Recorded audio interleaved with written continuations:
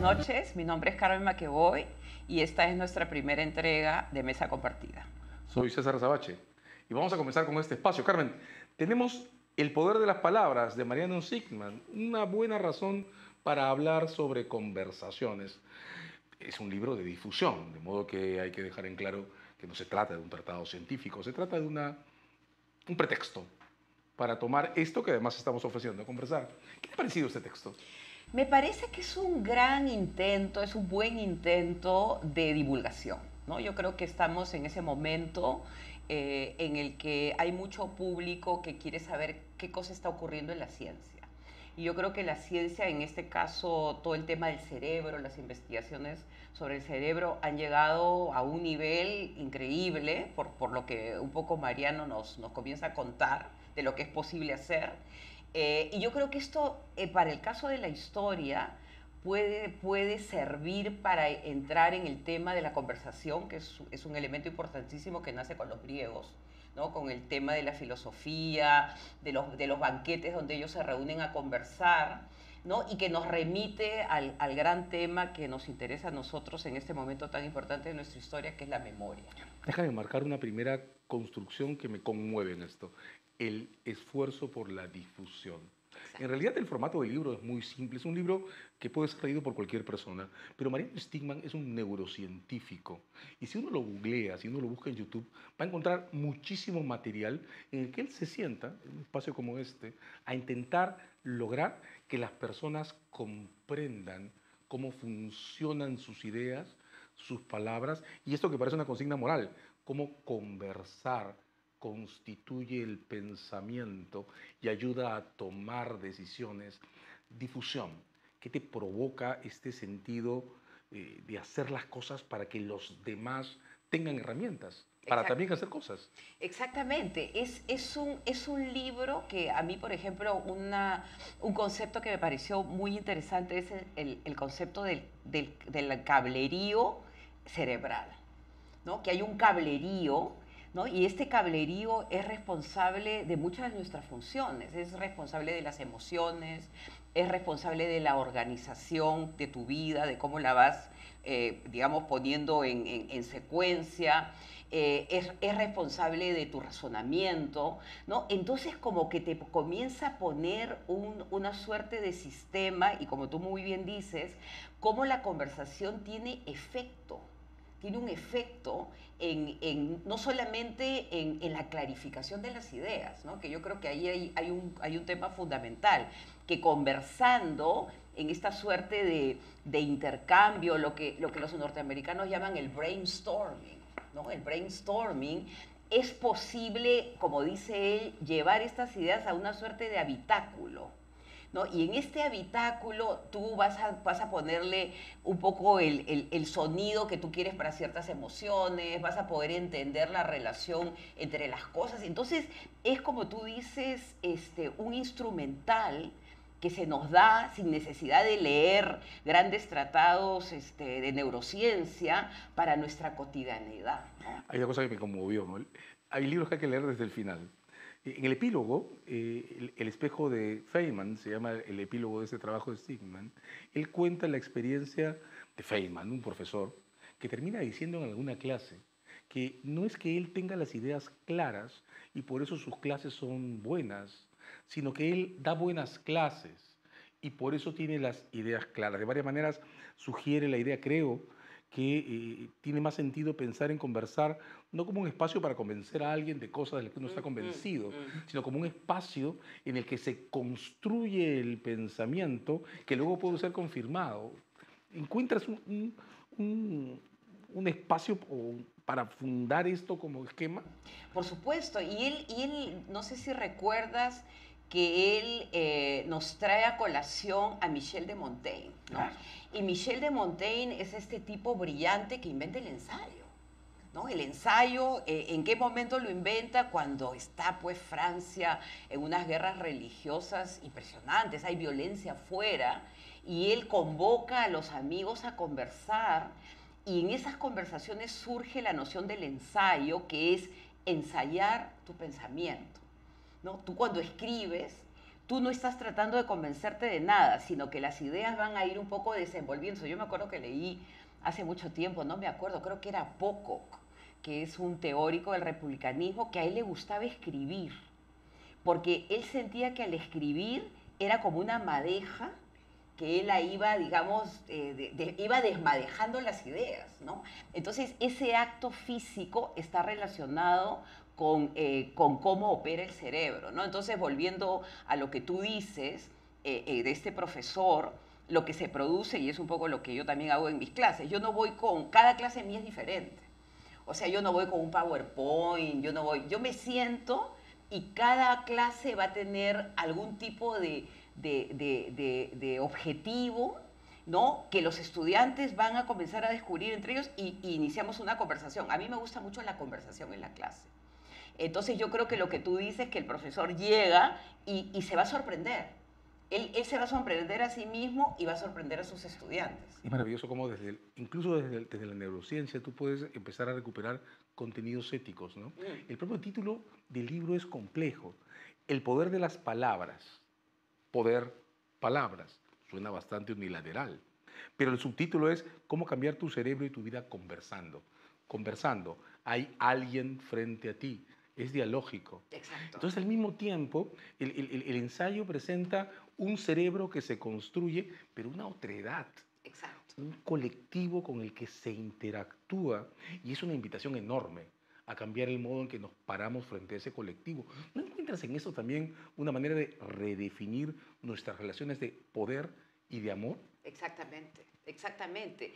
Porque él introduce en su discusión otra palabra clave que es escuchar, ¿no? Entonces, en este diálogo, ¿no? Donde tú estás, digamos, estás desmadejando para utilizar un poco el concepto de Pocock, que creo que es Pocock, el otro que está frente a ti probablemente se va a sintonizar en tu proceso y va a empezar a hacer lo mismo, ¿no? Entonces empiezan las preguntas, entonces ahí entras en una relación horizontal en la que el estudiante le enseña al maestro y el maestro también está tratando. ¿Me entiendes lo que te digo? Entonces hay un aprendizaje mutuo que yo creo que es lo que él básicamente trata de explicar, ¿no? Que en estas conversaciones tú tienes toda la, digamos, por eso que este elemento de la sorpresa, este elemento de conmoverte con el otro que te está también transmitiendo lo que piensa, va a crear algo diferente. O sea que de esa conversación van a hacer algo que te va a sorprender a ti y que probablemente le va a sorprender al otro, ¿no? Entonces eso es como una especie de magia. Una invitación a la humildad como manera de afrontar al otro, una invitación a una actitud distinta, a la autoconfirmación para enfrentar al otro. ¿A cuántas cosas nos está invitando este discurso, Carmen? Tú llegas con ganas de aprender también, ¿no? Yo creo que también es una buena disposición. Tú te sientas en la mesa del diálogo, en la mesa de la conversación, esperando ver cómo vas a ser sorprendido, ¿no? De otro ser humano que también llega a esa misma mesa para compartir contigo una manera diferente de ver, ¿no? A mí me encanta mucho esa historia de la India, ¿no? Que es definir a un elefante, ¿no? Y están todos están todos con los ojos tapados y uno toma la trompa, el otro toma la pata y el elefante es un animal complejo. Entonces cada uno de ellos tiene razón en la descripción y al final de este conglomerado de aproximaciones va a salir una visión mucho más comprensiva de lo que es. Entonces yo creo que él está apuntando a eso justamente cuando dice en la introducción, estamos siendo bombardeados por los fake news, estamos siendo bombardeados por una sociedad que está basada en la mentira. Hemos estado hablando de conversaciones, de palabra, todo esto alrededor de la formación del pensamiento, pero también de las historias de vida, que en el propio texto de Mauricio tienen un capítulo aparte, Exacto. la creación, la invención, el imaginario. Tú eres historiadora y tengo que decir que la semana anterior acaban de presentar tú y Marcel Velázquez una colección que me impresionó, la historia de Perú de Juan Basilio Cortegana. Esto, Carmen, tiene muchas dimensiones. Una es el proceso que este equipo de historiadores, literatos, Marcel, tú, han desarrollado para rescatar a un autor del siglo XIX que estaba solo en los catálogos de los especialistas? Cuéntanos un poco cómo este equipo se para en el rescate de un autor que está en los archivos. Queríamos regalarle al Perú, yo creo que este ha sido un poco el propósito. O sea, ¿qué cosa podemos regalarle al Perú? Y eso creo que se ha visto cuando hemos estado Marcel y yo en el comité editorial de Bicentenario, y qué realmente puede ser valioso. Entonces pensamos como en dos líneas, ¿no? Una línea fue Los Nudos de la República, que es esta colección de textos que tocan diferentes temas, tocan el racismo, las mujeres, la educación, y pensamos en rescatar una fuente, o sea, como historiadores, porque Marcel también es cercano a la historia, es historiador también. ¿Qué fuente primaria? A mí me gusta mucho trabajar con fuentes. La fuente te conversa, ¿no? Esta conversación de la que estamos hablando es la conversación con el pasado. Entonces entras tú como que retrocedes en el tiempo y tienes esta conversación. Entonces pensamos con Marcel, qué fantástico sería para el Perú volver a conversar con Juan Basilio, ¿no? Entonces la Biblioteca Nacional tenía el manuscrito en su bóveda. Nos enteramos que es un manuscrito que ha pasado, bueno, ya la historia la conoce, probablemente necesitamos una breve descripción de que se pierde, ¿no? Se lo llevan a Argentina. Pero como dijimos ayer en la presentación del libro, o la semana pasada en la presentación del libro, esa situación azarosa que tiene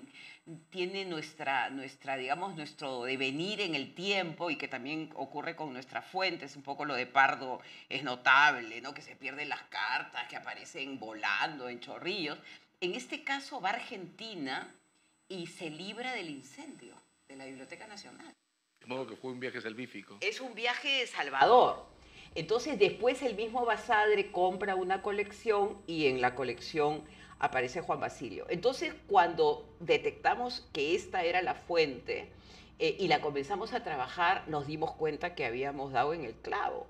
Porque si tú lees su prólogo, es un prólogo para este momento. Él nos está hablando como alguien que peleó por nuestra independencia y que probablemente luego de haber escrito los 5.000 folios a lo largo de 16 años, él dice, yo amo al Perú.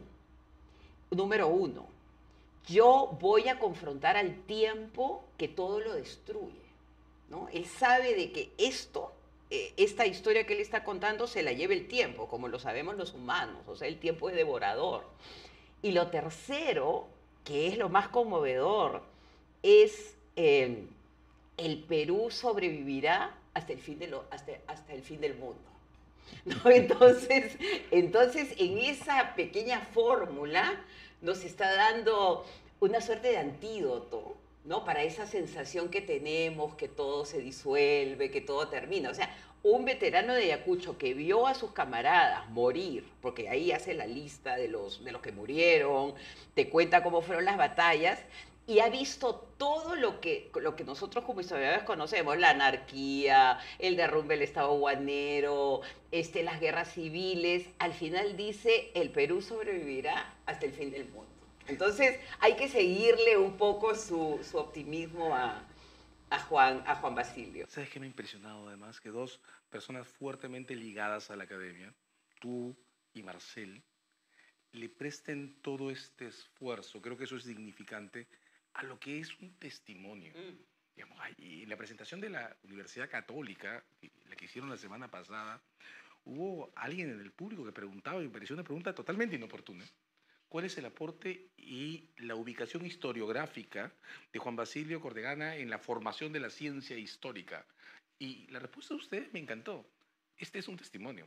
Esta es una persona que estaba ahí, que cuenta con nombres y apellidos quienes murieron, que levanta una historia tan hermosa como la de esta Rabona, la que llaman la patriotísima, que se anticipa a la tropa para que todo esté en orden, que él mismo testifica, que corrige historiadores contando, yo estaba ahí, las tropas estaban en otro lado, que se indigna por el uniforme en la comparación con el informe realista, testimonio. Y quiero regresar sobre esta construcción, el testimonio, porque de varias maneras el testimonio es eso que portan las personas que viven, ¿no? Una expresión de su dignidad como ser, lo que cuentan. Y ahí regresamos a la primera parte de esta entrega. Tú dijiste, queremos volver a conversar con Cortegana, queremos escuchar su voz, pero al mismo tiempo estamos hablando sobre Cortegana. Exacto. Y estamos construyendo una memoria. Y creo que es donde está el eje. Y ahí es donde te quiero plantear la siguiente cuestión.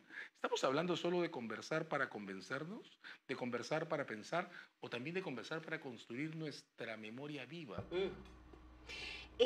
Bueno, primero que nada, yo creo que acá lo notable es que él ha podido volverse como autorreferente y solamente contar Ayacucho, ¿no? Entonces decir, bueno, yo estuve en Ayacucho y comienza, pues, tiene montones de memorias. No, él se va hasta el Imperio Incaico. ¿No? Se va hasta el Imperio Incaico y para irse al Imperio Incaico, él tiene que conversar, y volvemos al acto de conversar, con Garcilaso, con los conocedores del imperio, básicamente con el que conversa es con Garcilaso, y en esta conversación él va reformulando, porque si tú recuerdas, hay notitas en que se rectifica. Papeles pegados Papeles incluso. pegados, hay computadora, esto es conmovedor, esto es conmovedor, o sea, 5.000 páginas de pegoste. 16 años de su vida. 16 años de su vida en años dificilísimos. Te lleva pues a este lugar extraordinario en el que él es actor, o sea, él es actor, pero al mismo tiempo se pone como objetivo construir una historia totalizante del Perú, sin tener el entrenamiento. O sea, él es un autodidacta, como muchos de nuestros grandes intelectuales. O sea, Mariátegui era otro autodidacta y así podemos encontrar a muchos, ¿no? Entonces yo creo que en Cortegana encuentras primero el celendino, ¿no? Que eso yo creo que también es notable, ¿no? Él viene de Celendín, pero se nacionaliza en la guerra, de cierta manera, ¿no? Porque cuando él no cuenta la historia de Celendín, él cuenta la historia del Perú. ¿No? Y en esa historia del Perú, y eso lo dije en una de las entrevistas, esta historia es un río profundo, ¿no? Esa corre desde lo... Y él salta al río, ¿no? Y él salta en la última parte, ¿no? Cuando él siente que ya el río desemboca y el Perú es liberado del yugo colonial, él dice, yo estuve ahí, ¿no? Entonces yo creo que, y volviendo a tu pregunta, yo creo que la memoria crea comunidad, la comunidad de la memoria, ¿no? Y acá podemos todos comenzar a discrepar, ¿no? De nuestras interpretaciones sobre Cortegana, pero estamos hablando de él, estamos hablando de Ayacucho, estamos hablando de las quejas que él levanta contra este ejército heroico que él ha visto con este uniforme que no tenía ni color, era indescriptible, y cuando tú te pones a pensar, se están enfrentando con un imperio. O sea, Cortegana se está enfrentando con un soldado imperial que probablemente tenía su uniforme del color que le correspondía, las botas, ¿no? Entonces, yo creo que ahí por eso que nace de él ese orgullo y esa necesidad de dignificar a ese ejército, porque de lo que él se queja es de que acá la historia se ha perdido porque la toma por asalto Sucre. La toma por asalto los poderosos, o sea, la toma por asalto los gran colombianos que vienen y dicen, acá está toda la mesa servida y nosotros vamos a entrar a decir. Entonces yo creo que ahí también hay una disputa por el heroísmo y por la cuota y lo que tú dices, ¿no? Está la Rabona, está el pedazo de llama, está toda la vida cotidiana de la guerra que es la sumatoria del esfuerzo peruano, ¿no? Entonces, para mí, yo creo que es notable lo que él hace y lo que él nos ha entregado, ¿no? Y ahí, ¿sabes qué? Siento mucho que hay un hombre que mira el entorno, que reconoce otredades, ¿no? Reconoce la Rabona, reconoce al ejército, se mira a sí mismo y mira su uniforme desteñido.